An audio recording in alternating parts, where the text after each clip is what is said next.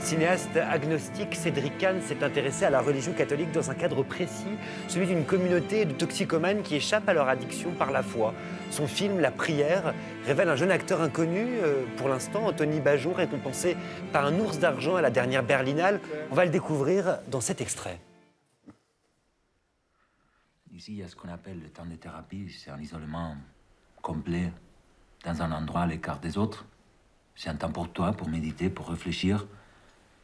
Ce sont 10 jours.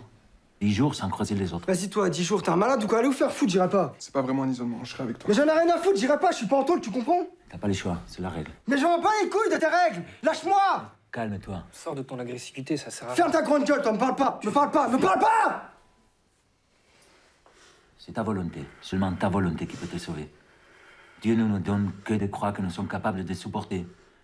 Ici, nous, on peut seulement t'accompagner. Arrête de me faire chier avec tes phrases. Putain, plus je vois vos gueules, plus j'ai envie de me défoncer. Parle pas comme ça, respecte-le. Ferme ta gueule, ferme ta grande gueule. D'accord. Qu'est-ce que tu vas faire, toi? Vas-y, donne-moi mes affaires, je me casse, donne-moi mes affaires. Réfléchis, Donne-moi mes réfléchis, affaires. réfléchis. C'est tout, réfléchis, Ici, donne-moi t'as mes affaires. encore une Écoute, je suis chance calme. de- Tu te serais calme, Ici, donne-moi mes t'as affaires. encore- Donne-moi mes affaires, écoute-moi, donne-moi mes affaires. Donne-moi mes affaires. Putain.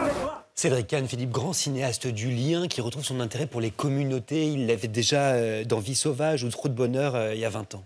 Oui, et c'est ça qui est très intéressant, c'est-à-dire comment on va mettre un personnage dans une communauté. Et on le voit là, le personnage, il est externe. Hein. Donc, on a compris, c'est un toxico et c'est un centre de désintoxication. Et ce que je trouve fort, il s'est documenté avec ses 2 co-scénaristes, parce qu'on n'improvise pas une histoire comme ça. Non. Je veux dire, il faut avoir, d'une part, savoir comment ça se passe, le quotidien, et d'autre part, avoir les réactions des gens pour être crédible. Et ce qui est passionnant, c'est qu'à partir de ça, il a un choix de mise en scène qu'on voit très bien dans l'extrait, c'est faire durer les plans le plus possible. C'est-à-dire qu'au lieu de surdécouper, on traduit l'enfermement des personnages à l'intérieur du plan. Et là, vous avez vu, Anthony Bajon, il est au milieu du cadre et il ne rêve que de sortir du cadre. Et pour ça, il faut faire durer le plan. Et c'est ça qui est très intéressant chez Cédric Kahn, c'est-à-dire qu'il y a une réflexion. Le cinéma passe par qu'est-ce qu'on va raconter. Marie? Ce qui est beau dans le film, j'allais dire, c'est toute la première partie, où là, pour le coup, effectivement, la révolte, comment est-ce qu'en créant des rituels, on peut arriver à trouver l'apaisement. Il y a une distance dans le film par rapport à cette communauté religieuse, par rapport à tous ces trucs qu'on leur fait répéter, etc. Il y a une distance du cinéaste dont on ne sait pas très bien ce qu'il pense de tout ça. Et moi, ça me fout à distance aussi.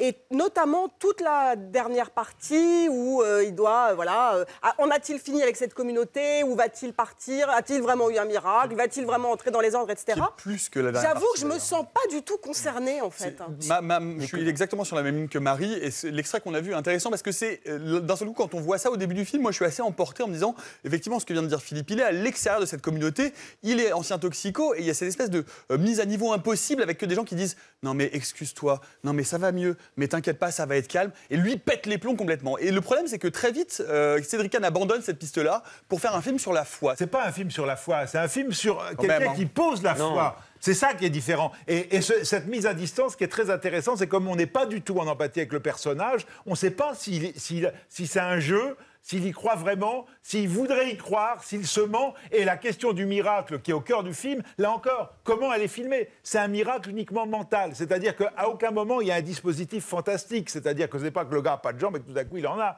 Hein. Donc, lui, il a l'impression qu'il a eu un miracle.